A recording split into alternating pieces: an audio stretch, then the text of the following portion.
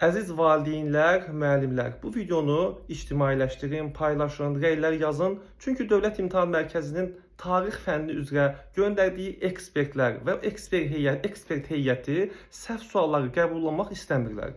Və səhv sualları əsaslandırmaq istəyərkən gətirdikləri Cambridge dedikləri əsərdə də həminki məlumat yoxdur. Onun da şəklini paylaşacağım, görəcəksiniz.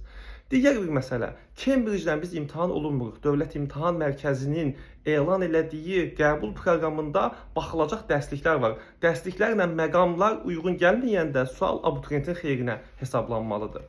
Məni dərslik üzrə ekspert olmaqda günahlandırırlar. Dərsliklərdəki səhvlərin cavabdehi ekspert yox, dərsliyin müəllifidir. Ekspert sadəcə fikir bildirə bilir və ekspertlər olaraq biz bildirdiyimiz rəylər əsasında həminki səhvlər düzəldilib. Amma həminki müəllimlər suallarını bazaya göndərib həmişə öz suallarını işlətdikləri üçün sualları düzəltməyiblər. Dərsliklərə baxmırlar və sizin haqqınızı yeyirlər. Bunu sona qədər davam eləmək lazımdır. Videonu bəyənin, paylaşın.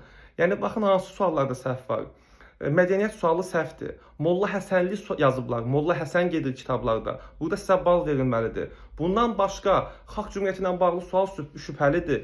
Bundan başqa 3-cü qrupdakı situasiya sualında düzgün ədalətlik prinsipi qorunmayıb. Çünki mənbənin içində də neft məsələsi var. Cavabda da neftlə bağlı cavabı siz yazmalısınız. Bu sizdə çaşqınlıq yaradır. İkinci qrupun yenə də Molla Həsənli sualı olaraq Krım xanı olaraq verilib.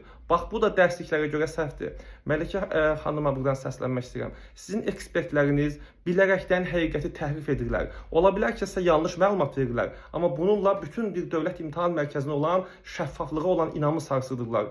Bunu hər kəs paylaşsın və mən Dövlət İmtahan Mərkəzinin idarəçilərini ekspertlərinizi gözdən keçirməyə və ədalətli imtahan keçirməsi üçün növbəti imtahanda həminki ekspertlərin iştirak etməməsini tələb edirəm. Dəyərlisiz, paylaşın.